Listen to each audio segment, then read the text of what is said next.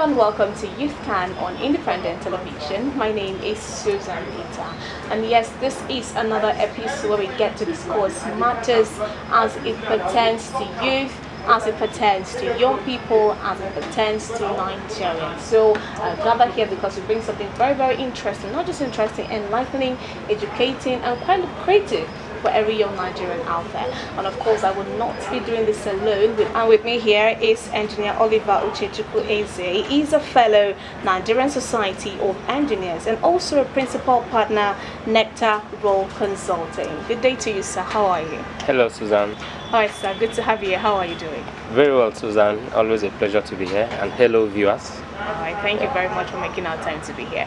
Okay, my pleasure. So we're gonna delve into our subject matter for today. So like I said, this is something very, very lucrative. So if you're a young person, you've got to be here. All right. So we're going to look at youth and entrepreneurship. Yes, we know that gone are the days where everyone is just, depending on the white-collar job. Youth are now venturing into businesses to support themselves. Because if you look at the number of people who are graduating yearly, I mean, there are no jobs for everyone, obviously. So we need to venture into businesses. But this brings me to want to ask, in the course of trying to, create these businesses for themselves, what are some of those challenges that young persons face in creating a business for themselves? Okay, I think, Susan, that's probably where we all try to get it very wrong.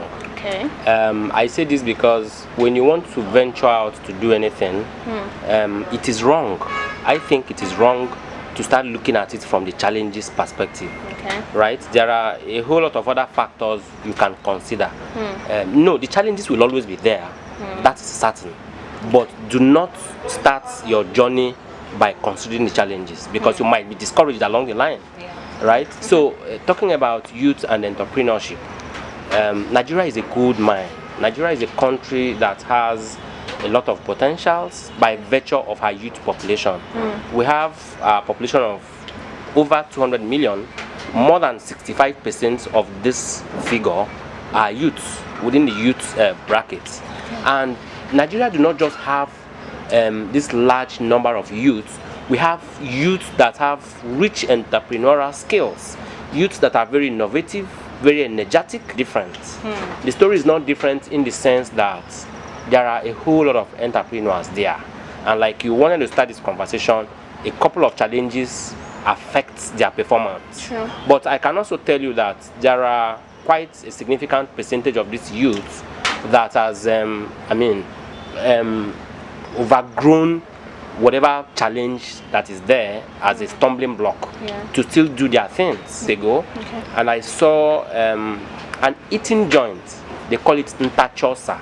I mean, anybody that has visited Enugu knows that brand. Okay. This is a brand that started from a corner like Mama Put, and they now have, so many outlets, kind of elitist outlets all around Enugu, and I'm sure they are launching out to other cities very soon.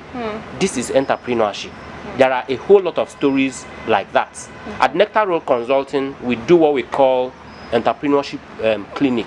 We do what we call SME clinic, youth mentorship and things like that.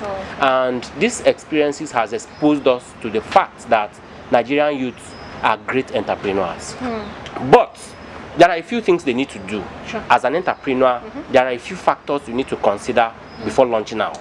Because if you do not consider these factors, definitely it will become a challenge, on the course of your entrepreneurship journey. Hence, we have found out that people do not take things as simple as record keeping, proper record keeping, seriously in their entrepreneurship journey. Right? So when you come to Nectar Role Consulting, these are things that we try to brush you up on, so that as you are starting small, you are also starting right. Small and do not start right. You can also grow big, come across money. Maybe they come from very wealthy background, so their parents give them funds and things like that. It doesn't make them entrepreneurs. So you can have big money to go and start off a business. It doesn't automatically translate to you being an entrepreneur, right? So if you have big money and you start big, ignoring some basic factors you needed to consider, you will come down small. But if you start small and crossing your T's right, dotting your I's, doing the right things, you have the chances to grow big.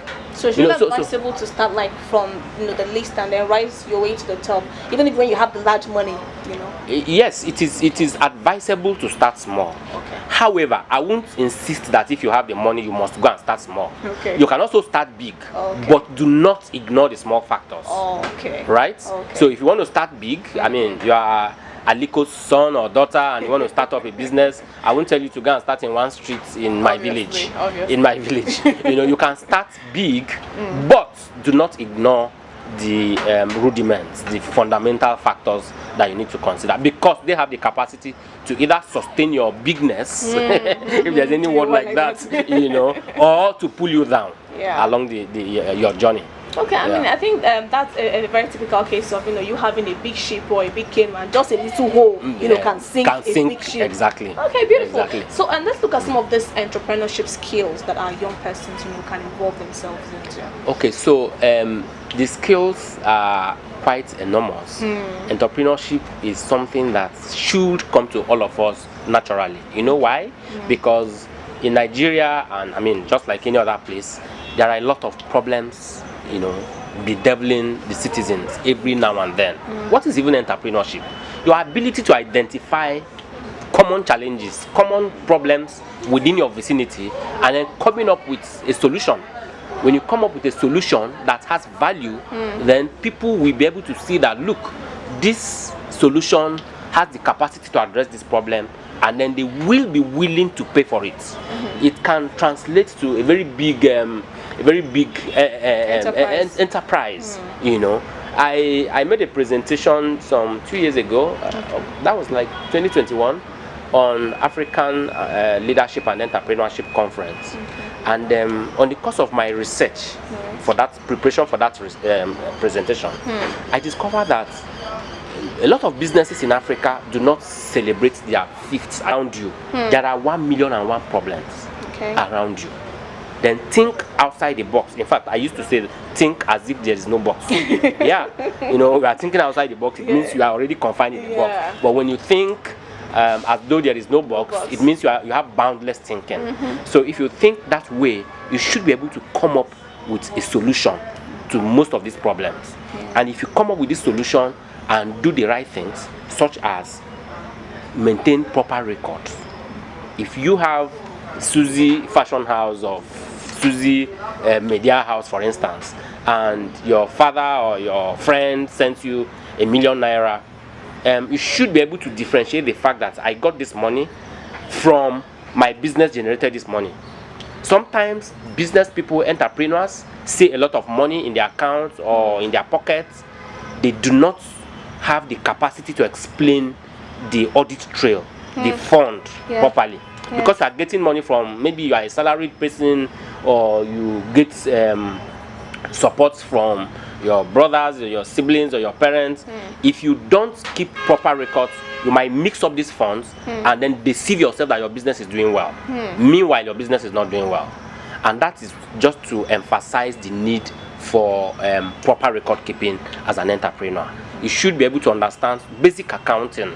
I have invested 100,000 into this business, and this 100,000 was invested 20,000 to this place, 10,000 here, 5,000 there. Keep proper records. Now, I have generated these services or these products. I have sold XYZ. I have generated XYZ. There's cost of sale. There is gross profits, your net profits. Are you moving? It is when you look at this, your records, that you'll be able to understand whether you are moving forward or whether you need to retrace your path and then look at some things, right? But a lot of entrepreneurs, because they are starting small, you want to sell bottled water by the roadside, passers by, I mean, good citizens or good Samaritans want to dash you 10,000 naira. You go home and begin to think that today was very profitable. No, that money was not generated by your business. So record keeping, basic accounting. As an entrepreneur, you will serve in so many capacities as a beginner. You are the CEO of your organization, you are the accountant of your organization, you are the director of human resources, you are director of operation, you are director of so many things. But you need to, even the marketer, you are the chief marketer, of course. So if you know that you are playing so many roles as a small startup, it will guide your thinking. in the sense that by the time you begin to grow, you already know that, look, there are departments. Yes, I am the staff of every department in my organization, in my enterprise. However, I recognize the fact that there are departments. So as you are growing gradually, you begin to see separate functions and put that way you're already putting a functional structure down for your business. So if you grow big that way, chances are that your business will stand rock solid, right? Unlike if you don't do that. Sure. So I have mentioned a few skills here for an entrepreneur: ability to identify issues around you, and then ability to be a doer. Just yesterday evening, I opened my phone after a meeting and I saw one of my mentees telling me to, Susan, I will show you the test. He was asking me, sir, I have a problem. I said, what is it? He said, how can I move from a thinker to a doer? I laughed at that question, you know. I told him that, you know the slogan of Nike? You know the Nike brand, the sports trainers brand. I said, just do it. When you think properly about whatever you want to do, just do it. You know, I told him that way, and then we laughed, and then I called him on phone and we spoke. So one of the things, critical skills an entrepreneur must have is the ability to be a doer. There are people who talk so much. They have 1,000,001 ideas. They know so many things. They have the capacity to analyze any situation, tell you theoretically what you can do and what you cannot do, but they cannot do anything. An entrepreneur is not that person. An entrepreneur is he who thinks that, look, in this my street, there is need for XYZ services, and then you launch out. You launch out and do it. So you must be a doer. You must be an innovator. When you think of a solution to a problem and you begin to administer such a solution, render such services, you must be thinking, looking at trends. Where is this problem moving to? What is the next phase of these services I'm providing? Where do I move to? How do I improve it? How do I serve the next generation, the next level of this problem? That way you keep reinventing your ideas, and then you keep pushing until you keep growing and making profits. These are some basic skills among others. There are several. Of course, skills that are out there. If there's one that I really picked, I know lots of us are really good job is record keeping. You know, we just feel we have everything open here.